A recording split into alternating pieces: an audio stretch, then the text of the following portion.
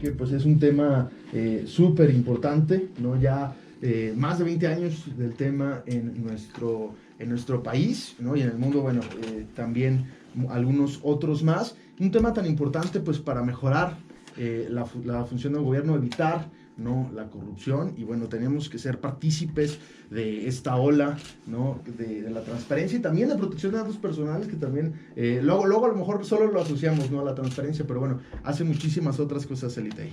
Carlos, y si me permites esta introducción que estás dando, me gustaría preguntarle a la presidenta justamente eso, a 20 años de que se empezaba a hablar del tema de transparencia, ¿no? Cuando parecía que esto era una moda, que no se entendía para a dónde iba la transparencia, que creíamos que era pues el tema que teníamos que perseguir, ¿no? 20 años después, 2 décadas después, podemos quizá afirmar que era una herramienta o que es una herramienta para conseguir otras cosas.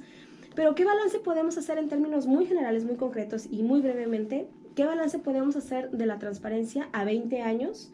¿Va a desaparecer la transparencia? ¿Van a desaparecer los institutos de transparencia? ¿En dónde estamos y hacia dónde vamos, presidente?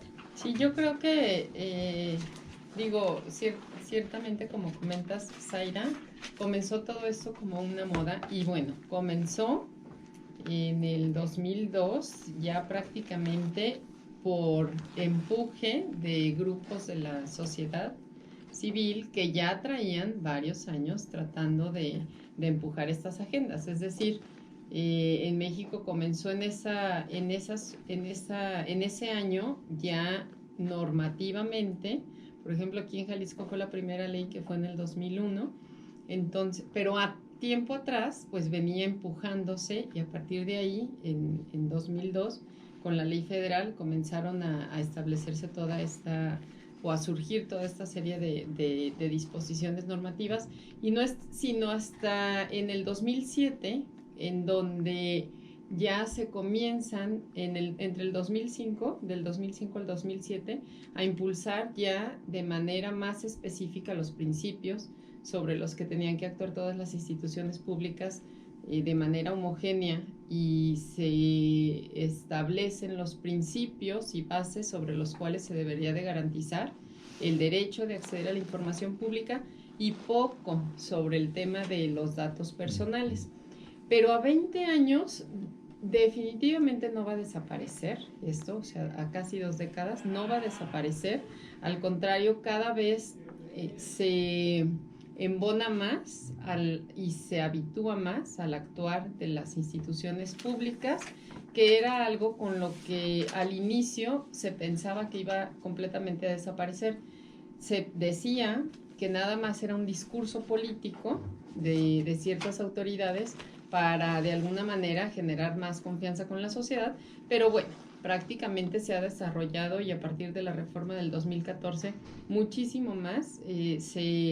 Se fortaleció de manera sustantiva el derecho de acceso a la información, la protección de datos personales, se reguló ya la materia de archivos y gestión documental, la apertura de las instituciones públicas, el surgimiento del sistema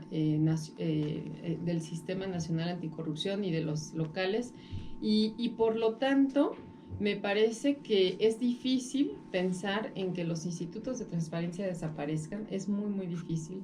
Podrán desaparecer otros autónomos, pero en México veo completamente difícil que le demos marcha atrás por parte de la sociedad a estas batallas que ya han sido ganadas y logradas, porque además yo pudiera decir que a 20 años ya existe una cultura de transparentar información pública, tanto de la sociedad, pero también en los funcionarios públicos.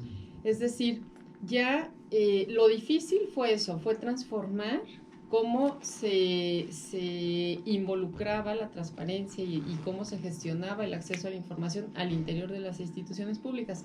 Me parece que en este momento ya está incorporado, ya estos procesos, que era lo complicado al inicio, ya están completamente, bueno, estamos en el proceso de incorporación, y ya incluso por los funcionarios públicos ya es muy cotidiano que si les llegan solicitudes de información, ya están conscientes de que la tienen que responder, la tienen que atender y que si no va a venir después una queja, un recurso donde se les pida. Entonces me parece difícil que exista marcha atrás.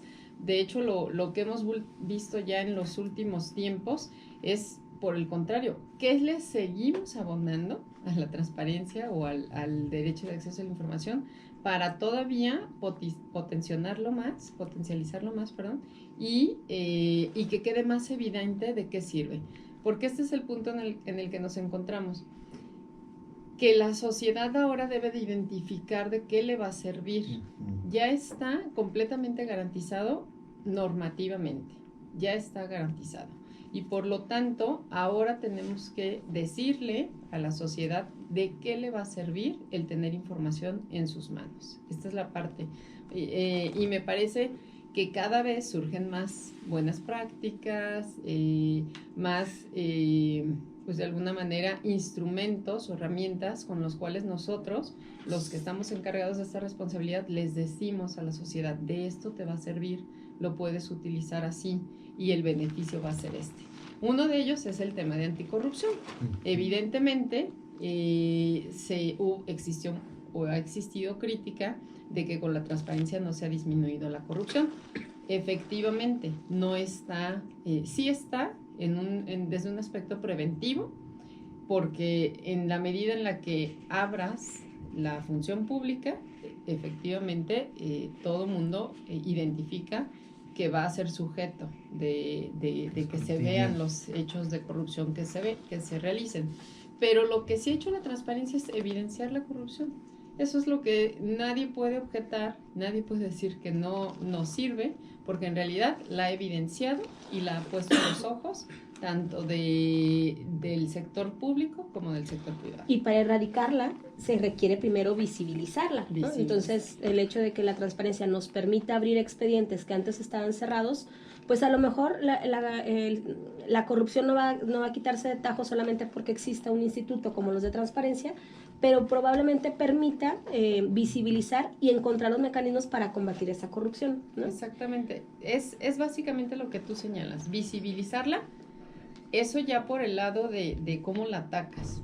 Pero preventivamente, poco a poco también se va a ir generando una cultura, va surgiendo la agenda anticorrupción desde el 2016 a la fecha, pero poco a poco se va a ir generando una cultura de conocimiento de los funcionarios públicos, en el sentido de que si realizo esto, efectivamente va a salir tarde o temprano a la luz pública. Y eso también lo que busca es prevenir malas prácticas. Y en ese contexto, ¿cuál es el rol del Instituto de Transparencia en el Sistema Estatal Anticorrupción? Pues nosotros somos el eslabón, uno de los eslabones de esta cadena anticorrupción, conformada por las 7 cabezas o 7 instituciones, en las cuales lo que se busca es eso, ¿no? ¿Qué se aporta desde el aperturar la información pública, el abrir las instituciones públicas, el evidenciar los procesos y también el colocar información que sea útil para la identificación de malas prácticas en materia de corrupción? Es decir, un ejemplo muy claro, ¿no? Por ejemplo, la publicación de las declaraciones patrimoniales y de intereses. Este es un elemento que anteriormente no estaba o estaba sujeto a la autorización de los funcionarios públicos. Ahora no, ahora es una obligación, básicamente a nivel nacional, y el INAI tuvo muchísima injerencia en este punto, tuvo que definir qué rubros iban a ser completamente abiertos, que históricamente han sido cerrados, y se generó ahí un equilibrio entre las instancias que confluyen en esta mesa anticorrupción, y bueno, quedaron una gran cantidad de datos abiertos que anteriormente era completamente imposible acceder a ellos.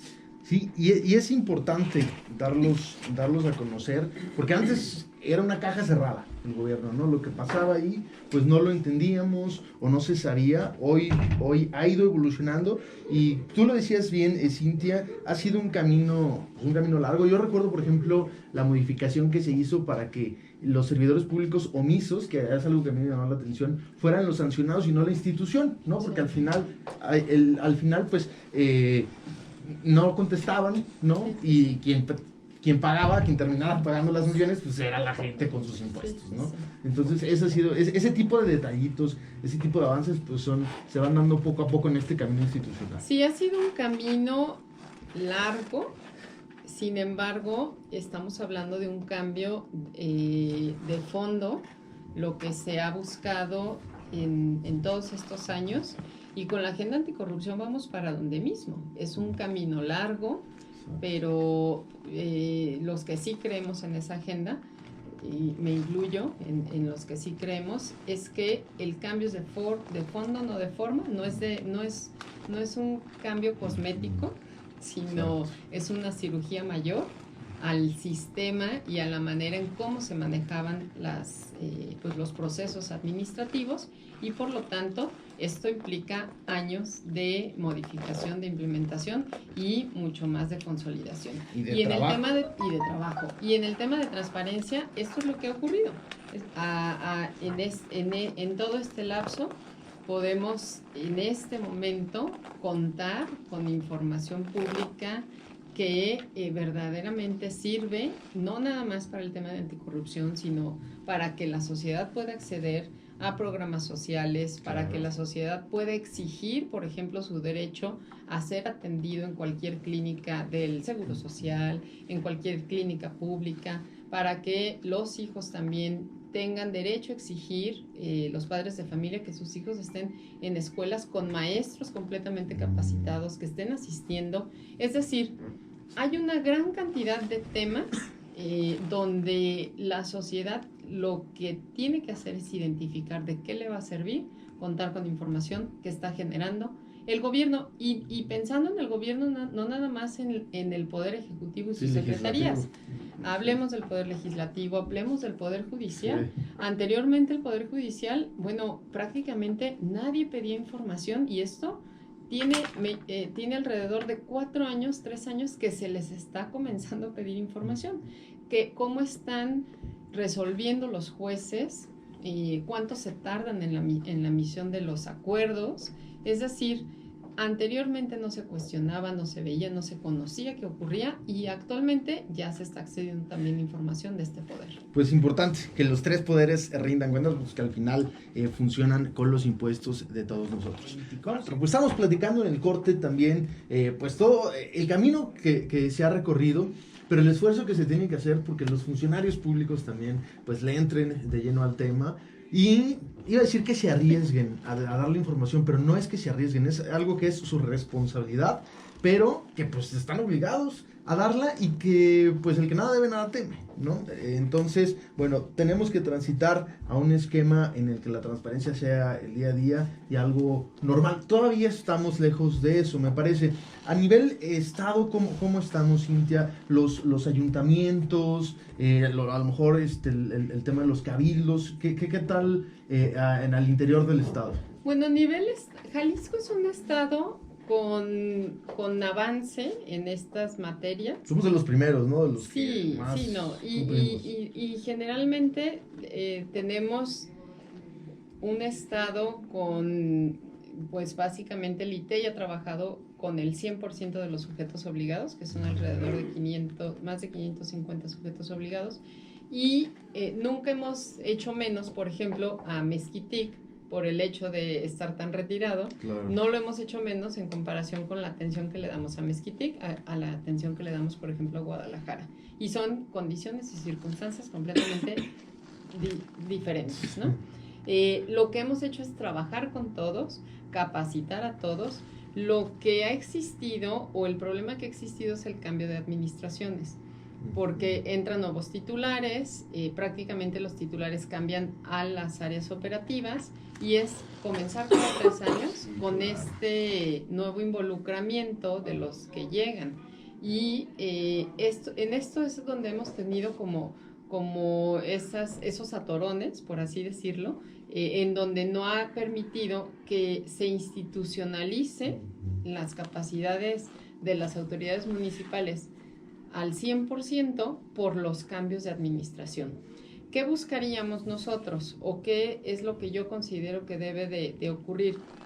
Que el día de mañana esté tan permeado estas responsabilidades, porque es una responsabilidad no del ITEI, es una responsabilidad del 100% de funcionarios públicos, tanto del titular como de todo aquel que trabaje en la estructura de un municipio, de cualquier sujeto obligado.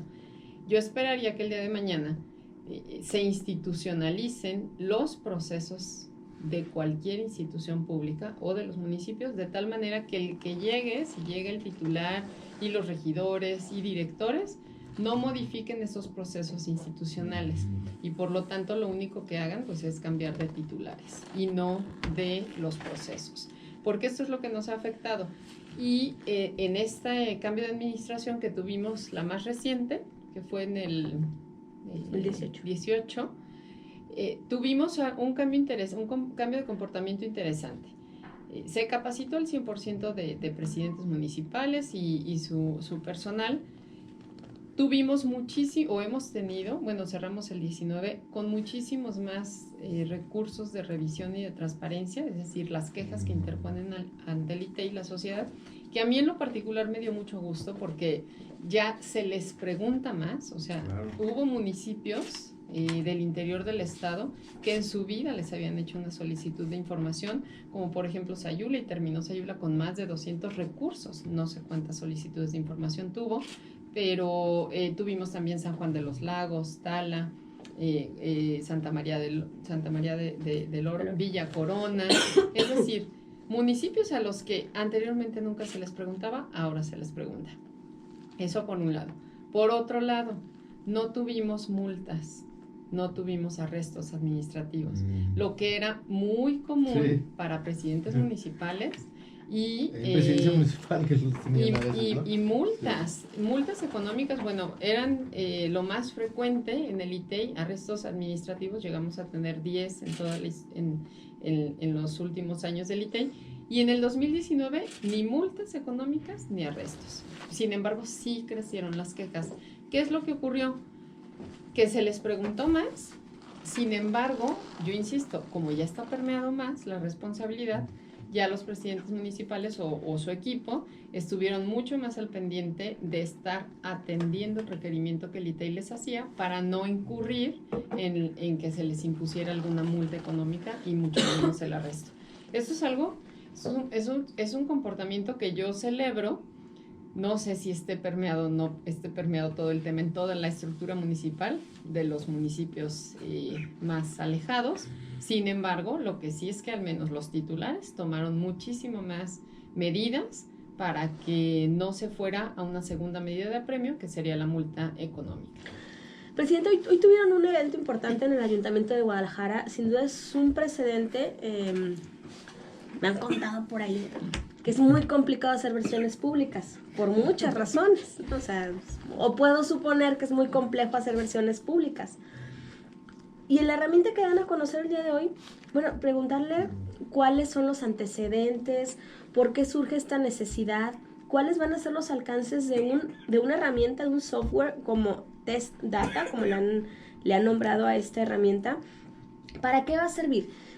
Y entiendo, o puedo entender lo teórico, lo complejo que puede llegar a ser, ahorita nos platicará, pero a la gente ¿de qué le sirve que exista una herramienta como esta que va a ayudar a hacer versiones públicas? Sí, esta herramienta tiene básicamente, yo lo señalé el día de hoy, es un hecho sin precedentes, no hay otra en su tipo. Lo que hace la herramienta es generar versiones públicas sobre información que se teste de datos personales o de información reservada. Por supuesto que lo trabajamos con el Ayuntamiento de Guadalajara. El Ayuntamiento de Guadalajara desarrolló el sistema, el programa, y el ITEI lo que hizo fue ver toda la parte normativa y darle seguimiento a cada uno de los pasos de la generación de versiones públicas. La generación de versiones públicas ya es una obligación. Anteriormente, la mayoría de las autoridades se respaldaban diciendo es inexistente la información o es reservada y se entregaba el documento en negro, porque todo el documento era reservado o no se entregaba el documento. Actualmente, las versiones públicas existen, tienen que existir completamente fundamentadas y con ciertas características que son complicadas porque llevan una serie de pasos que tienen que estar completamente acordes a los lineamientos de clasificación y desclasificación de información que aprobó el Sistema Nacional de Transparencia. Es decir, si tú vas a testar un dato confidencial, por ejemplo, el nombre, el domicilio, teléfono, tienen que venir con el fundamento de la ley, de los lineamientos, pero además tienen que decirte o se tiene que generar el resguardo de qué venía ahí. Venía el nombre, venía el domicilio y no te lo puedo dar por esta razón.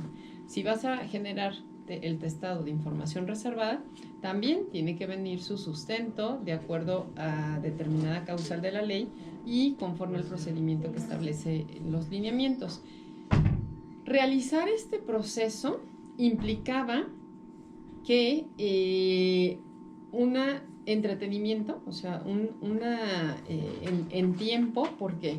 Porque pues básicamente no todos tenían la posibilidad de testar datos, porque para eso tenías que adquirir un software, una licencia, que esa licencia para un equipo de cómputo solamente te generaba alrededor de 2,700 pesos para un solo licenciamiento de un solo equipo.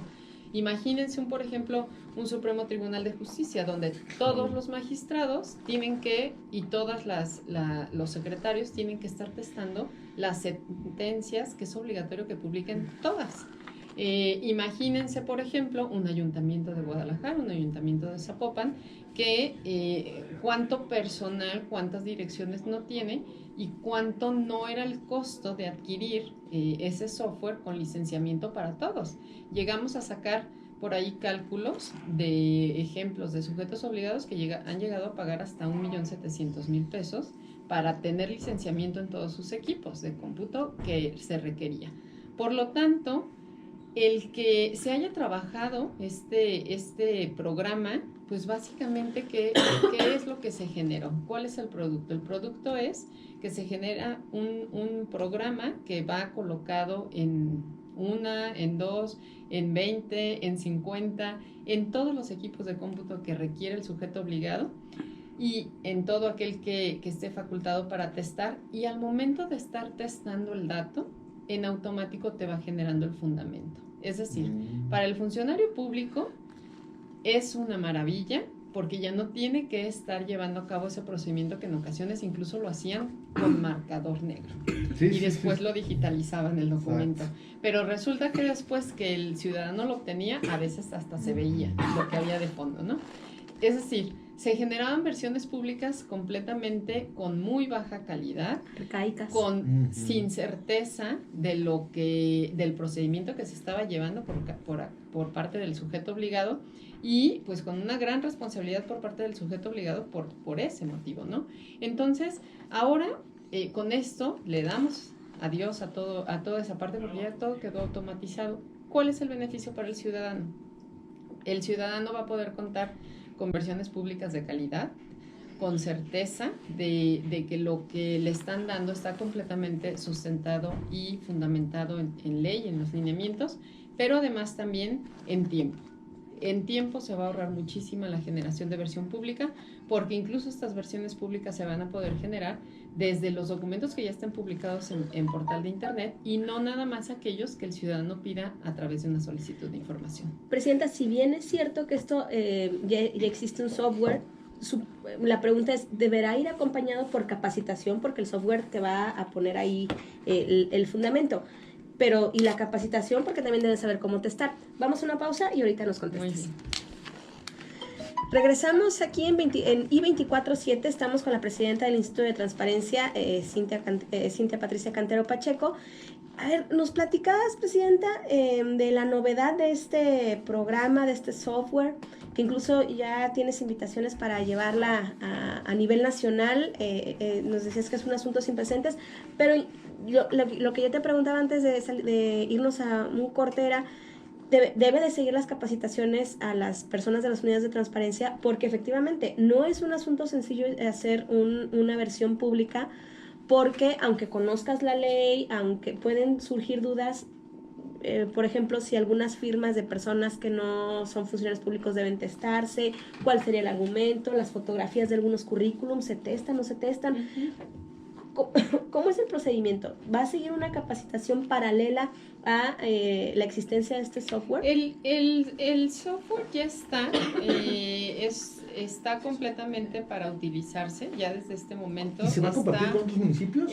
¿Sí? El software está ya publicado en la página del Ayuntamiento de Guadalajara y en la página del ITEI.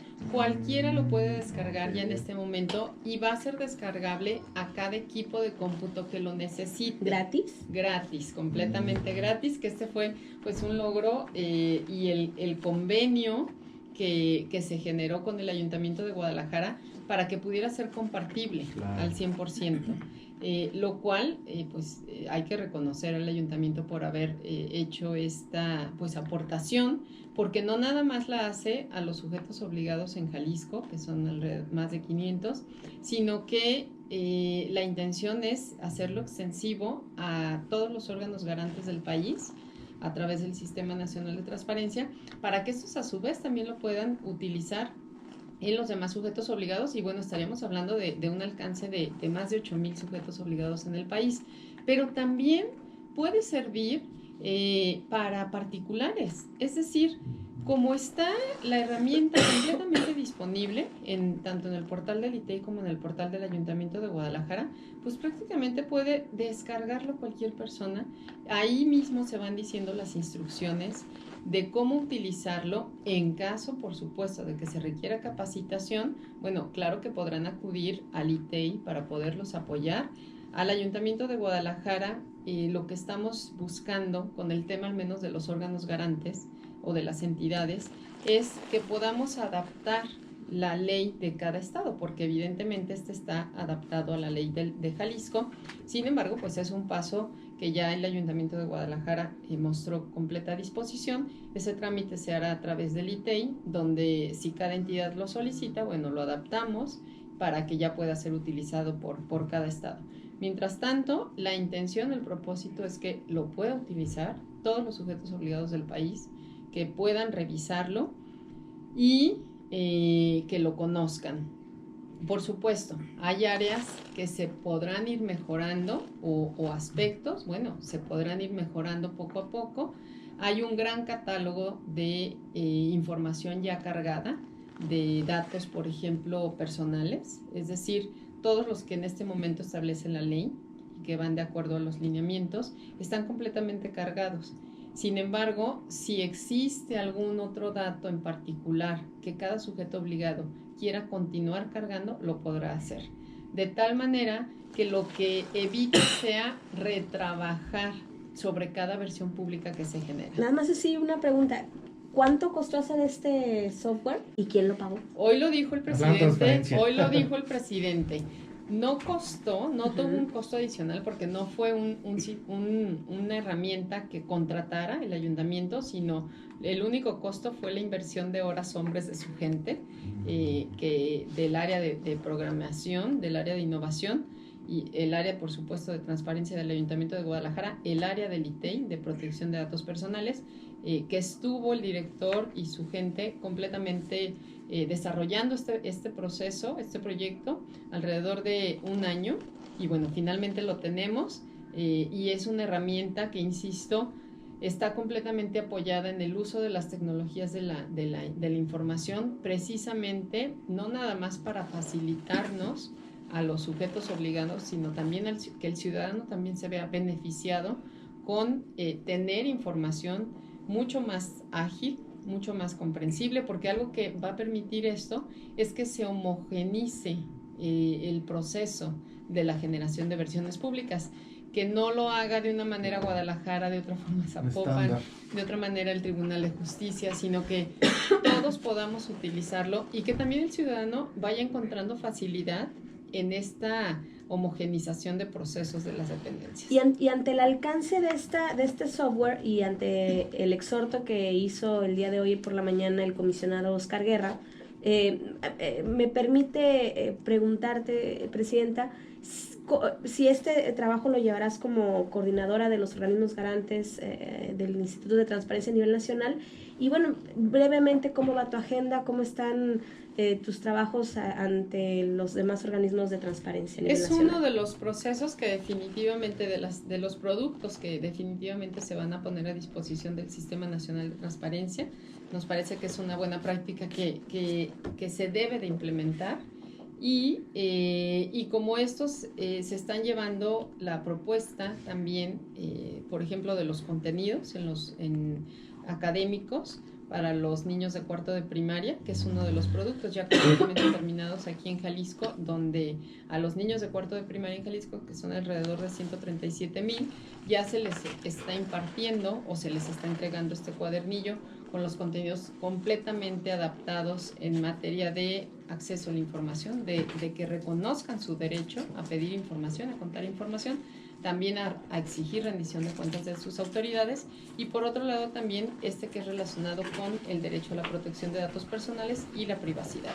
Y estos contenidos también es un trabajo que se está manejando a nivel nacional, y esperaríamos que, si no es adaptado por la Federación, en este caso por la Secretaría de Educación a nivel nacional, por lo menos sí haya estados que se sumen a implementar estos contenidos en sus entidades.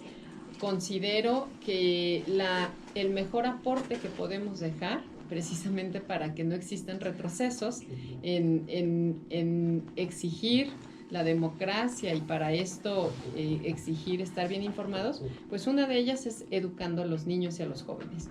Y por eso Jalisco decidió apostarle a esto, y esto es algo que también estamos haciendo extensivo. Hay un reto muy importante, particularmente a partir de que la cuarta transformación entró en el poder, el gobierno de Andrés Manuel López Obrador.